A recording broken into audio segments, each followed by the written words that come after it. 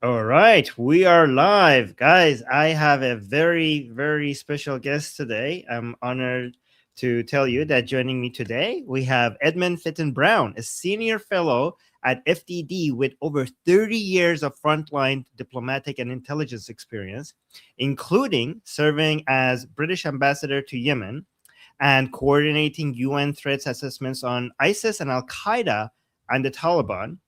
And today we're going to be breaking down the recent 14-point MOU signed between the United States and the Islamic Republic. We're going to look at the 60-day negotiation window following Operation Epic Fury and what's the proposed sanctions relief and also the $300 billion reconstruction terms, what they actually mean. We'll examine how this will impact the survival of the regime in Iran and also the security threats that this could cause for the region and also for the Iranian people and for the United States and Israel. And also what this means for the Iranian people, which a lot of people tend to forget in conversations like this, but we won't. So hi, Edmund. Thank you for being here. It's such an honor. It's great to be with you. Thank you. So let's just, we have a short amount of time, so let's just jump right into it. Oh, before, is there anything that I missed that you want to tell people, our audience, about yourself before I ask my question? No, I think you covered it pretty well. Okay, sounds great. Okay, so before I go into details, what is your general impression of the MOU? What do you like about it? What do you hate about it? What do you think? How did we get here? Where are we going from here? Just your general view before I then start, asking more specific questions. Well, I'm afraid I'm not a fan of the MOU. I don't think it's a good or suitable document, and in fact, I'm still puzzled as to how it was, how various provisions in it were reached. It seems to give far too much ground to the Islamic Republic, and it seems to do very little to advance the declared US objectives when the US embarked upon this military campaign on the 28th of February. And thirdly, it seems to leave the US ally, Israel, completely in the lurch, and to contain provisions which are highly problematic from Israel's point of view. So I'm afraid I don't have very much good to say about it. What about the idea that I'm going to try to bring defenses for the MOU and see how you respond to it? What about the idea that the MOU is not really a legal binding document, and the actual agreement between United States and Israel is something that they're discussing behind the scenes? And Ghalibaf, he needed the MOU. So President Trump and Prime Minister Netanyahu killed a whole bunch of people within the IRGC. They went through the different layers until they found somebody that could finally cooperate with them, and there would be the inside man within the regime against other parts of the regime. And Ghalibaf, not because he's a good person, but because he doesn't want to die, is giving the United States everything, a lot more than we're seeing. But the MOU needs to be written in a way where he could sell this internally to the pro-regime people, or else they will not go along with it. And that they are so bankrupt and they are so desperate for money that they're actually giving up a lot more than what we could see in the MOU. Well, that could be true. I hope it's true. Usually in international affairs, you want a bit more in the way of guarantees rather than that kind of analysis. When you first started to say, it's the good thing is it's an MOU and it's not an agreement. Well, I was commenting on the MOU. That's the point. I mean, it's not really a defense of the MOU to say, the good thing about the MOU is it doesn't mean anything and something better will emerge. So, I get what you're saying, and I understand that the Iranian dynamics are interesting. We can get into that if you want to. I'm very interested also in those dynamics. As far as I can see, Ghalibaf is a reasonable person to be talking to because he has the right kind of background. to be a sophisticated and yet at the same time a reasonably authoritative negotiator. But yes, I see that his position is very exposed at home. When you have a military campaign that decapitates a regime in the way that the US and Israel did, you do end up then with a sort of a rump, which is going to be very unpredictable. It looks as if Vahidi is probably the single most powerful man in Iran at the moment, if I can correctly judge that. Obviously, you do have a supreme leader, but how strong or indeed how healthy that supreme leader is, I'm not sure. It looks to me as if the country is being largely run by the remnants of the IRGC, and that they can sort of, if you like, appeal to Mujtama Khamenei to endorse what they want when they want it. So I see that the dynamics at the Iranian end are very complicated, and that's fair enough. But the problem with the MOU is that it puts right out there in the public space, including in the international public space, a number of things that the US appears to have agreed.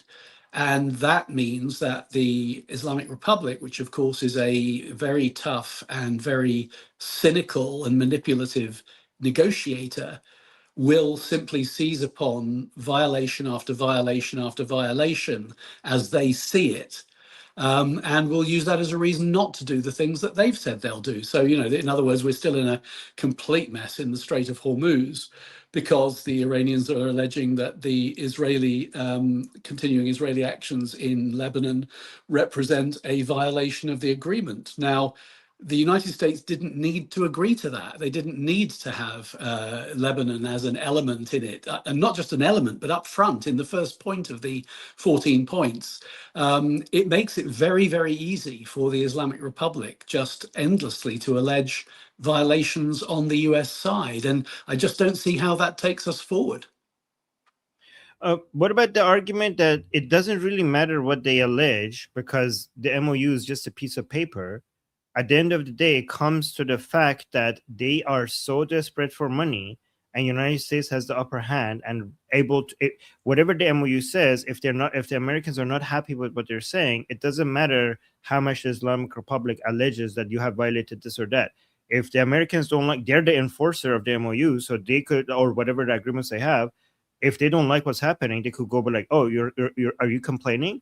We could just go back to bombing you." And Ghalibaf doesn't want to die, so what they're alleging, it doesn't is only relevant for their internal audience inside Iran. But what's really happening in the scene is that they could keep complaining all they want, but the Americans are only the idea that is this, that the Americans could the only thing that is holding them back is the midterms.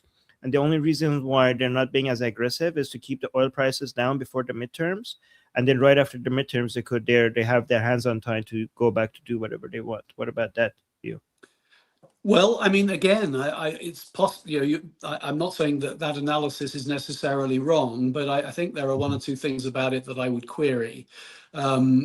Yes, I mean, I can understand that the midterms are a calculation for the Americans, but to launch a military campaign is a major undertaking, and the Americans are pulling back from that military campaign now.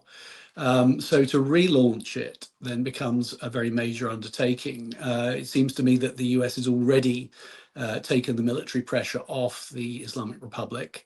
I wonder, even with favorable outcomes in the midterms, which must be questionable because this MOU is not popular in the US. It's not been well received on either side of the political spectrum in the United States.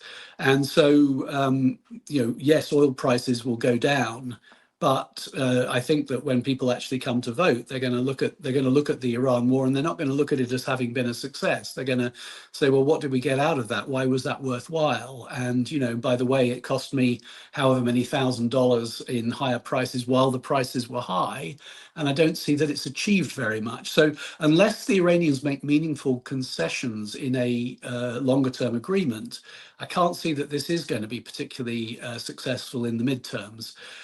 Also, the Iranians are already mobilizing their ships, ships that were in the Far East, are moving. Iran is already being granted sanctions relief. It looks to, when I look at the MOU, I see it front loaded with things that provide immediate relief to the Islamic Republic. The money that you say that they need, yes, they're going to get some of that money, and I believe they're already getting some of that money. Now, some of it may be more complicated, some of it may take longer, some of it may never materialize. But it seems to me that whereas the Iranian Republic is getting, so excuse me, the Islamic Republic is getting some material concessions up front, I don't see that the United States is getting anything at all up front. So would it make it harder to put pressure on the Islamic Republic for the final deal, given that they're giving a breathing room, because some of this being given to them up front, especially the sanction relief, because it seemed like the Islamic Republic was suffocating so much that they were desperate to get something done. But if we're already giving them some breathing room, they're not going to be cornered like before, and that's why some people are saying that the final deal, if we're going for that, now the Islamic Republic is not in such a disadvantage point because they could keep things running for a while. Is that your understanding as well, that this makes the final deal more favorable to the Islamic Republic if we even get there? I know it's very hard. It seems impossible to even get there, but if we do even get there, it's now more difficult and in favor of the Islamic Republic because of this? Yes, I think that's exactly right. And my concern, or in fact, I said I don't fully understand why we got to where we are right now. The United States had stumbled upon a strategy of blockading the Iranian coast in response to the Iranian blockade of the Strait of Hormuz. And that strategy was proving very, very successful. Iranian oil exports were down almost to zero, whereas both because of using the southern channel of the Strait of Hormuz and because of using overland pipelines across the Arabian Peninsula, the movement of oil from the region had actually gone up to about 50% of the pre-war level. In other words, the Iranian blockade was being defeated and the US blockade was highly effective and was holding. And so Iran was under desperate pressure from that blockade. I have no idea what motivated the United States to lift that blockade. The main argument again is the midterms, that oil prices need to come down, so that gas prices need to come down, inflation needs to come down for the midterms. And the main argument I'm hearing is that if in the midterms the Democrats really take over, then President Trump wouldn't be able to do even what he was doing before. And that's why it's important for the President Trump to prioritize the midterms. That's what I'm. You don't buy that at all as a good excuse, as a good reason? I mean, I don't think it's a good reason. I think it may have been a reason. I mean, I certainly don't dispute that that was something that was in the calculations of the administration. I think there were other calculations as well, weren't there? I mean, I think there was concern in the United States about the speed at which they were burning through their military supply. And that's a worry. If the US, in the space of not much more than a month and a half of intensive fighting, can create an ammunition and supply problem, that doesn't look great in terms of larger strategic threats like potentially the threat by China to Taiwan, which the US may have to deal with, in the not too distant future. So I think that may have been a feature of this calculation as well. But I think the other point here is, if you embark on a campaign like this, and let's face it, I mean, this was, whilst it lasted, it was full on, and it was very successful. It was very aggressive. Iran was unable to defend itself. Its air defenses were immediately overcome. It's lost a very significant part of its military production capacity, large proportion of its missiles, drones. The harm that was done to the nuclear program last June has been compounded further. So you can say that the war was very, very successful in military terms. What it seems to me the MOU has done is, it seems to me, to have compromised and undermined the military success that the United States and Israel had. And yeah, I worry that if you go into a war like that and you say, well, we've only got, you know, a matter of weeks to achieve all of our objectives, because if we don't achieve all of our objectives, then we immediately run into, you know, an electoral timetable. Well, the Iranians are going to read that, aren't they? They're going to read that for the future. And they're going to be able to say, okay, well, we can do what we want at the moment because the United States is too close to an election, or the balance in Congress is too precarious for them to be able to do anything about it. Interesting. When it comes to I want to get more into the details of the MOU. Like you mentioned already, the sanction relief part. We're hearing two different narratives from each side. Obviously, the Islamic Republic is, you know, they're dishonest. But I want to get your read on this. What is, so the United States is saying they're only going to get, they're not going to get money from the oil, from selling their oil because of the waivers. They're only going to get like a voucher to be able to buy food, and only American food, kind of like a food stamp.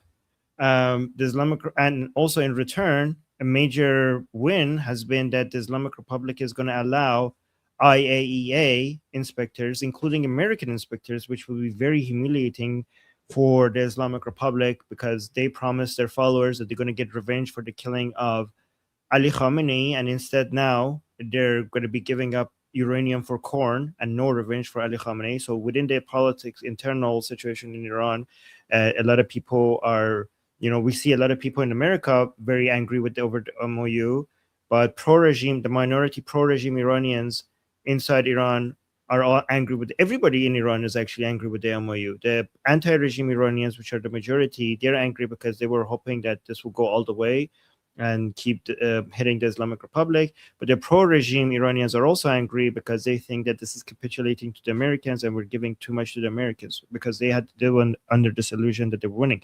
But the official statement from the Islamic Republic is that we haven't agreed to inspectors coming in, and we are going to be able to buy food from anybody, not just the Americans. And on top of that, I was thinking, like, what, even if if they're not getting any money, what is there to stop the Islamic Republic from just selling the food and use the money to buy, you know, drone and missile components anyways, just like Hamas did with the food aid in Gaza? So what are your thoughts on that?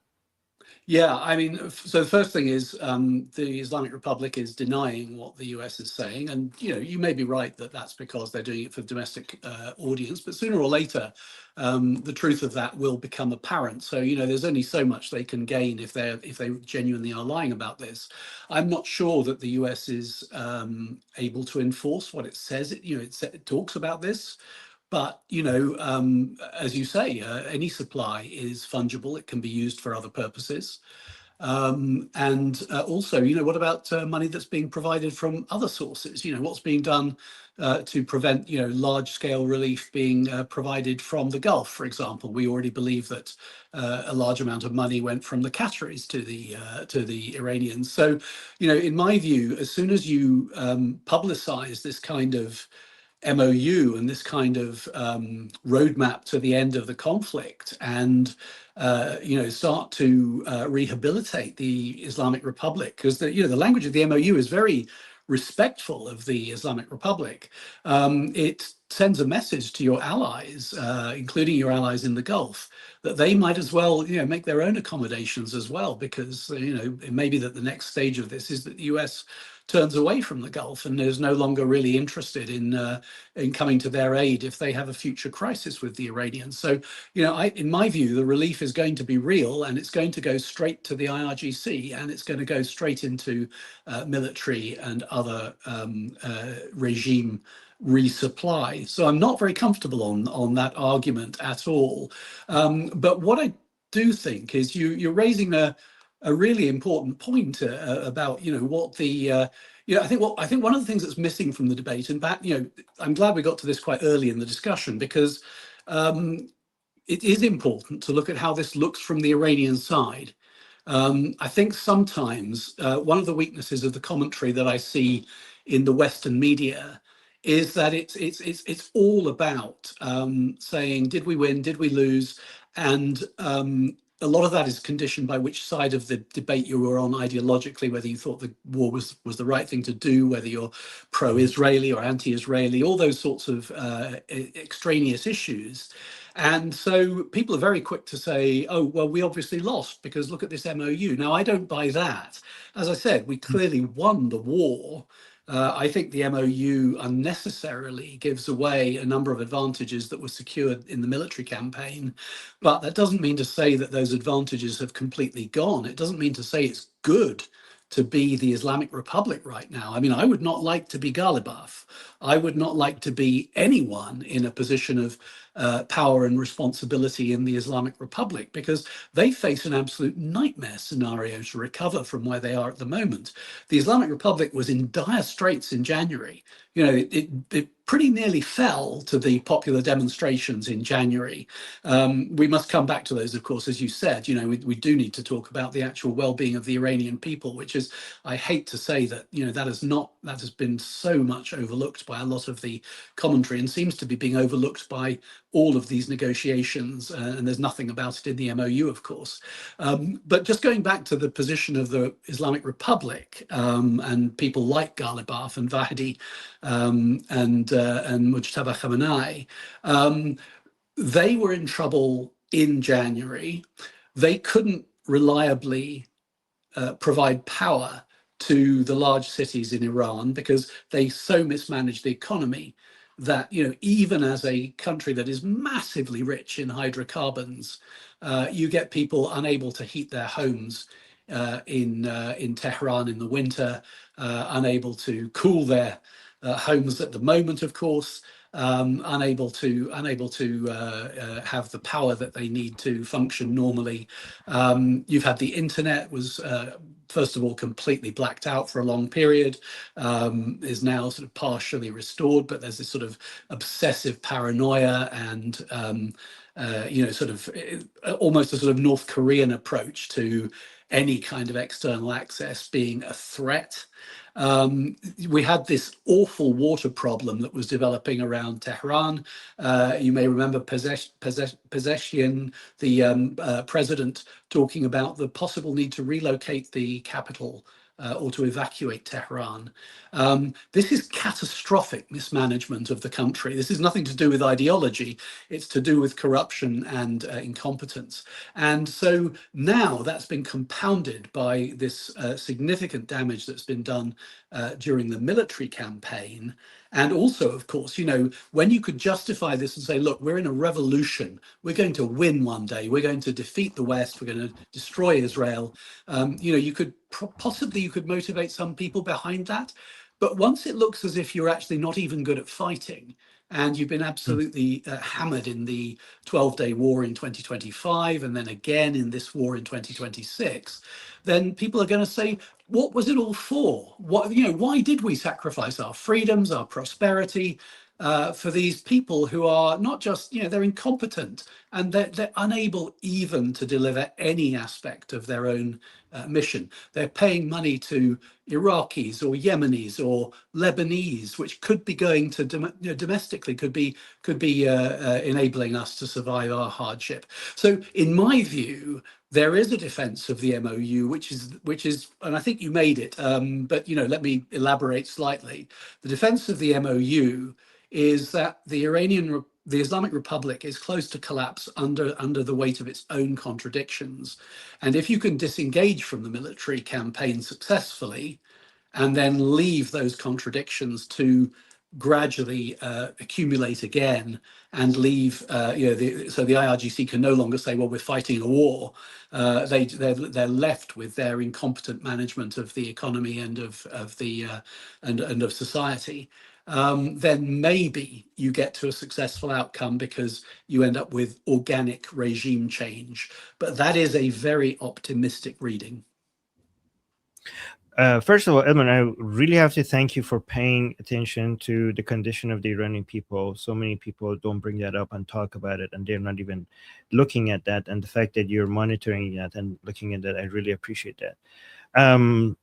one thing, when you were talking, one thing that is actually confirms what you're saying is that not only the anti-regime Iranians are very upset about the current conditions, but the pro-regime Iranians are also losing faith in the regime because of the MOU, because hijab laws are not being enforced, because there's not enough executions as they want, because the response to Israelis and Americans have been weak in their mind, because there's no meaningful revenge for killing Qasem Soleimani and now killing the supreme leader and the IRGC leaders. They're losing faith in the regime, and now they're coming to.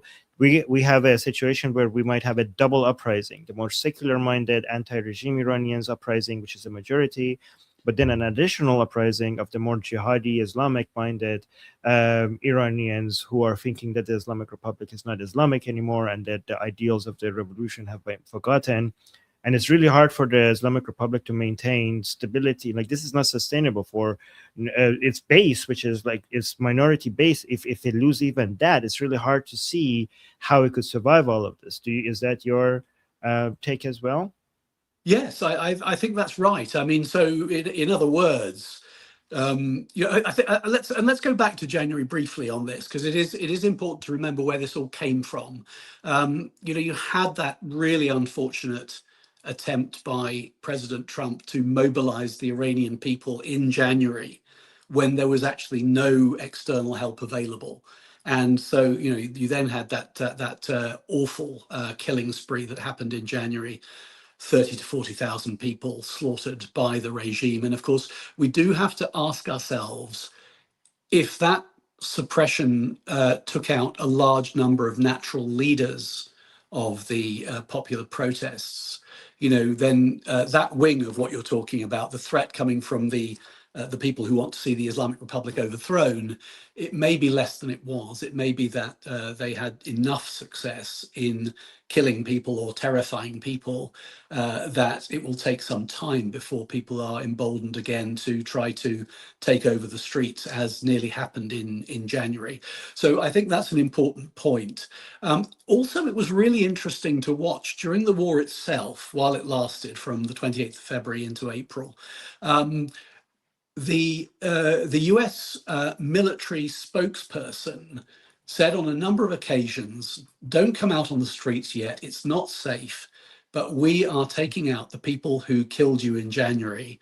And once we have suppressed the organs of oppression, then the moment will come when we will say, now, great people of Iran, take the streets back. And he promised that on more than one occasion, but it never happened.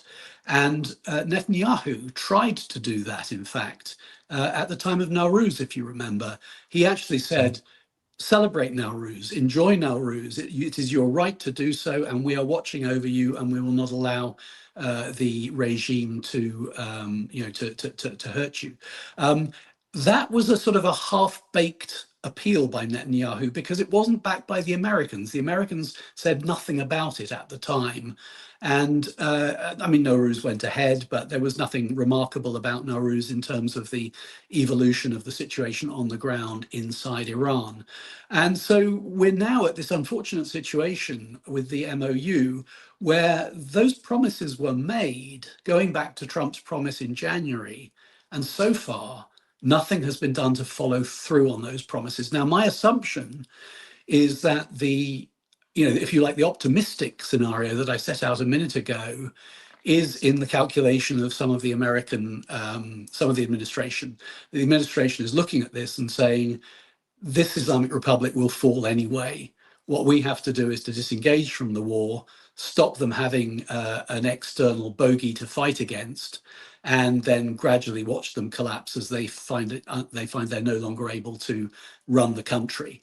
And that may be true, but as I said earlier, I worry that it is a very optimistic scenario, and I don't know how confident you can be of that. So, with regards to the January protests, it's worth remembering that it was the Iranian people came out in response to. I mean, we first had the Bazaris coming out, but then the mass protest happened after Prince Reza Pahlavi's call to action, asking the Iranian people to come out, and then after that, we had the millions coming in, and then we had President Trump after it got to that number, then we had President Trump telling the people, Iranian people, to come and take your own destiny, and help is on the way. To be fair, help did arrive in the form of destroying IRGC bases, Basiji bases, and then eventually taking out checkpoints and everything. But then it seemed like that was the direction that we're going, but then all of a sudden it stopped. For some reason it just stopped, and then people were trying to figure out, why did it stop? Everything was going in the right direction. And also we later found out that another help was apparently on the way, in a really bad, in my opinion, horrible format of trying to use the Kurdish separatists, which the majority of the Kurdish Iranians in general, and also Kurdish Iranians, are against, as a way to get arms to the Iranian people. And that plan failed, and I'm not surprised that it failed.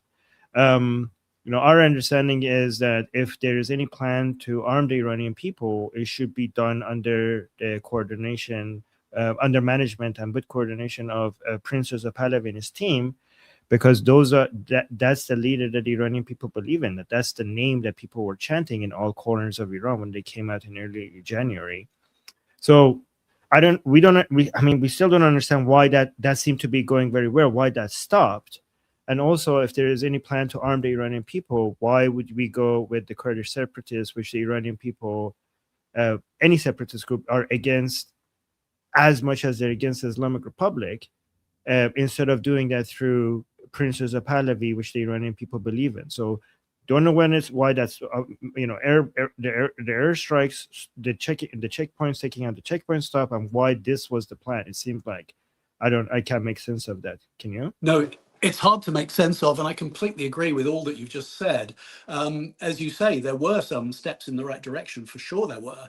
I remember at one point this remarkable taking out of even patrols that had sort of hidden themselves under bridges and things like that. There was a sense that the Basij and the IRGC and the other organs of enforcement in Iran were being progressively degraded. And that was, as I said, the US military spokesman said there will come a point where we say we've done enough of this, and now the Iranian people can take back the streets. And that never happened. So I don't know what happened, what went wrong, or why the plan changed, as it clearly did change. I think we can say that definitely changed. We just don't know when or why it changed. Now, I agree with you. And again, I worry a little bit that this has not been something that people have been clear enough on in the Western media. But the game changer in January, the reason why January was so much more threatening to the regime than the previous rounds of protests that have taken place in Iran over many years now, is that for the first time, there was a clear uniting around Pahlavi's banner. The lion and the sun was everywhere. And that is the ultimate existential challenge to the Islamic Republic. For the Iranians to come out on the streets and say, we hate you, we hate everything you've done, you've ruined this country for the last 47 years, and we want to go back to the monarchy. And we're looking for a constitutional monarchy. I thought Pahlavi spoke very well. I thought that a lot of what he did, appointing sort of transitional council and making it clear that he had no desire to become an autocrat or to enrich himself, but that he was very happy to be a symbol of a constitutional monarchy, which would give the Iranian people the democracy that they've never had and have always longed for. And so I thought that was an extremely powerful rallying cry. And the way that it gathered momentum in January was hugely impressive. And in my view, the West should have actually fastened onto that in a much more determined way than anyone did. And that might have been the moment, in fact, also, given that Donald Trump was so enthusiastic as to sort of embrace that cause and tell people to come out on the streets. I think even though the US was not militarily ready for a full campaign at that time, I think that might have been the time to have supported people directly. Now, I don't know where that leaves us right now. And again, I think Pahlavi is still doing a good job. I think he speaks well. I think he has established himself as a national figure, as the main pole of opposition to the Islamic Republic. And it may be that at some point we will see the Islamic Republic fall. And if we're fortunate, it will fall in favor of a constitutional monarchy that will replace it. But of course, you mentioned the other threat to the current regime, which is from the extreme hardliners. So you end up with a sort of a psychotic Islamic extremist version of North Korea that simply slaughters people wholesale and shuts down all access to the internet and creates a situation where, you know, where to embark on any form of protest is to sign your own death sentence immediately. You know, that is also there's the danger of that sort of nightmare scenario. Now, that's not to say that would be a stable long-term outcome. I don't think that could survive forever. The Iranian people are too educated. They're it's too great a civilization to be kept down by a sort of a North Korean style tyrant. But my worry is that we have missed some important moments of opportunity, and we need to keep an eye for those moments of opportunity to recur.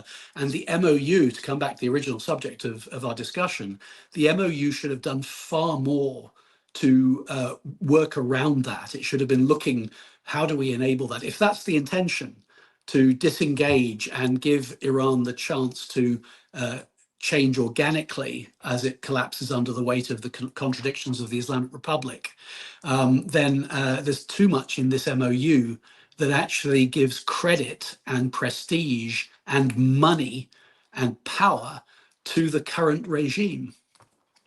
And as you also mentioned earlier, the MOU and many other people don't even keep the Iranian people in mind as much. It's like, it's really easy to forget the Iranian people in all of this. And I wonder, now that we were talking about the plans to arm the Iranian people, is the fact that the Iranian people are unarmed, is that the reason why it's so easy to forget about them in all of this calculation? Because, and would it make sense to arm the Iranian people so that they can't be so easily ignored? And if yes, what would be the best way to go about doing so? Yeah, no, and this is such a hard question, isn't it? And I mean, to be fair to anyone intervening from outside, it's not easy to figure out how you do this. You know, effectively what you're looking to do is to create an insurgency, and that's difficult. Now, again, in January, I think the signs were there because we saw some police stations taken. We saw some police and Basij joining the protesters. So you almost had a sort of a French Revolution moment where the police, you know, people in uniform join the protests, and at that point the regime starts to look extremely precarious. Now, you mentioned the Kurdish angle, and you know, you're absolutely right to do so. That was nuts. It was absolutely nuts for the US administration even to think about using the Kurds. And there are three reasons for that. One is that the Kurds themselves have been used and then abandoned so many times that why would they even do it? You know, why would they sign their own long-term death warrants, you know, sort of start a fight that they have no reason to think they can win? So that's number one. Number two is that, you know, the one that you mentioned, which is, you know, the Kurds are not, you know, Kurds and Iranians are not the same thing. And if you're going to bring about a positive change in Iran, and if you're going to capture the imagination of the Iranian people, you do not do it by arming separatists on the margins. You don't arm the Kurds. You don't arm the Baluch. You know, you basically, as you say, you have to find a way of arming the bulk of the Iranian protesters, the bulk of the Iranian people. And then, of course, the third reason why this was an absolutely insane policy is Turkey. Because the next thing that would have happened if the US had actually proceeded with that strategy is that Iran would have been invaded by Turkey. Turkey would have come into that corner of Iran and basically taken a corridor, you know, however many 100 kilometers deep, and said, you know, we're not having this. We're not going to allow another Kurdish entity, an armed Kurdish entity, to be formed near to our borders in Iran. So for all those reasons, it was nuts. Now, you asked the question, and this is the one I'm not going to be able to give you a good answer to. And no, I don't know if anyone can give you a good answer to this. But, you know, what are the nodes? Where do you connect in order to provide meaningful weaponry to the people? And the only thing I can think of that could have worked in this respect would have been somehow to ride the protests in such a way that you effectively attack the organs of suppression. So you attack the Basij, you attack the police, you attack the IRGC, but you do it in a way that is fully joined up with people that you're talking to on the ground. They know that this police station is going to be attacked and that there's going to be an opportunity to go in there and to help themselves to the uniforms, to the weapons, to whatever. You also look at where you have parts of the country which have slipped out of the immediate control of the Islamic Republic. Then, are there people on the ground that you could talk to? Are there civic leaders? Are there local police who are not committed to the, some towns that fell out of the control of the Islamic Republic briefly during January? And can you do something with that as well? And what you're looking for here, of course, you're not going to be able to create an army overnight. And even with the quality of Israeli intelligence coverage inside Iran, that is too big an ask. But what you're trying to do is to create a critical mass of armed oppositionists to the regime. And that might have been achievable in January. And of course, it might have been achievable in March, April. But for some reason, the US seemed to lose confidence in that strategy. That's very interesting. I want to be mindful of your time, so I'm going to be quick with these last points. One thing I wanted to add regarding how bad of an idea arming the Kurdish separatist groups is that the Iranian people are very united over their national identity, not their ethnic identity.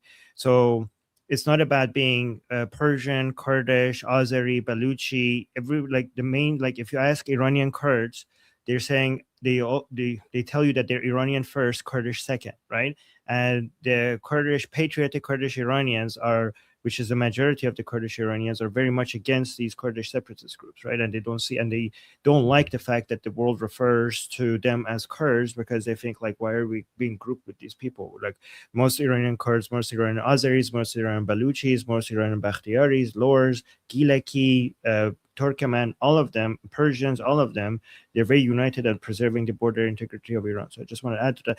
But lastly, do you think, here's an optimistic take, and I just wanted to quickly see if you agree with this or not. People are saying, people in Iran who are pointing out that stop being so pessimistic about what's happening. If we look at after with this MOU, like, things look really bad because of the abandonment of everything that was happening right after Operation Epic Fury. But if you zoom out a little bit, we are in the best position that we have ever been, right? We have ups and downs, and now we're down a little bit. But a year ago, we couldn't imagine Khamenei is dead, heads of IRGC are dead, the Islamic Republic is in a weaker than has ever been. Never the Islamic Republic has been this weak. 5 years ago, we couldn't imagine being at this situation. And not only that, the Iranian people are more united than ever before. They never had this level of unity under one leadership. And it's not like, even compared to, a few years ago with the Master Revolution was about being against the Islamic Republic, but it wasn't clear about what it's for, right? But now we have evolved. We are a lot more organized, and we're against the Islamic Republic, and it's for the return of Pahlavi. Like, it's people who are analyzing this, thinking that this revolution is against the Islamic Republic, are missing half of it. It's against the Islamic Republic for the return of Pahlavi, and that other half is very important, and that's the point of unity that the Iranian people have, and that's why we call it the Lion and Sun Revolution. So, given that the Islamic Republic and also given every single uprising seems to be bigger than the one before, like, progressively they're getting bigger and bigger and bigger, and the regime is getting weaker and weaker and weaker. So if the Iranian people are getting stronger and the regime is getting weaker, and every time with an uprising, people were saying this is the last uprising, and they were wrong, they had a bigger one come out after, aren't we heading towards the collapse of the regime if we just keep going this path? I think that's a very fair analysis, and I do agree with it. And in fact, I've been saying since the middle of last year, I've been saying that the Islamic Republic is a dead man walking. It's going to fall. It's only a question of how long it takes to fall. And that was confirmed for me by what happened in January, when, as you say, you had this crucial new element, which was an absolutely crystal clear polarization around Reza Pahlavi, and a decision that no, we have a better way of doing things. We know what we want. We want a constitutional monarchy, and we want the lion and the sun back as our flag. And I think that's very, very powerful. I think it's still in place. I think that the US and the West needs to do more to empower Pahlavi. It needs to do more to encourage that healthy Iranian nationalism. You're quite right what you said earlier. You know, this is Iranian nationalism. It's a country within well-defined borders. It's a wealthy country when it's not being mismanaged. It's a highly educated country. It is effectively a country that's waiting to take its place as one of the leaders of the world, but it's being held back by the Islamic Republic, and I think the Islamic Republic will eventually fall. My worry is that the US took a wrong turn, a serious wrong turn, when they decided to go this way out of the conflict using the MOU.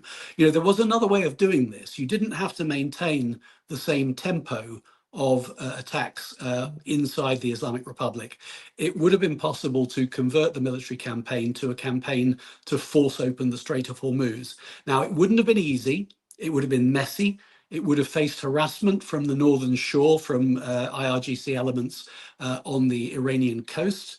But it was possible to do it, and the legal grounds for doing it were absolutely unimpeachable. The US could actually have built a coalition around this if they'd had the patience to do so.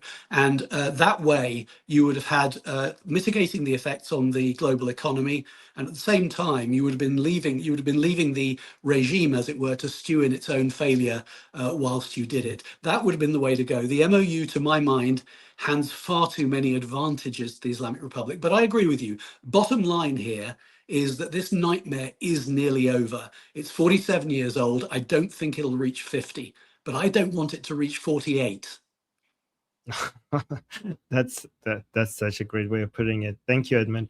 Edmund, you have been so great. I saw in the live chat people were really appreciating your analysis, and I've learned so much from you. I really appreciate your time. Can you share with our audience how they can find your work, and if they're more interested in your analysis and they want to look for what you're doing and where you're active? Absolutely. If they just, first of all, Google my name, and you will immediately find me as a senior fellow at the Foundation for Defense of Democracies. And that will give you my output, my research work that I've done with FDD. It'll give links to some of the media. And of course, as soon as you send me the link to this, I will put it up on that site. And then, of course, I am also accessible on both LinkedIn and on X. Fantastic. And then thank you so much again for your time. This was fantastic. And I'm so grateful. And I'm going to end the stream now, and just hold on there for a second while I'll end the stream. And yeah, thank you guys. I'll see you guys in our next stream in about an hour from now. So I'll see you guys soon.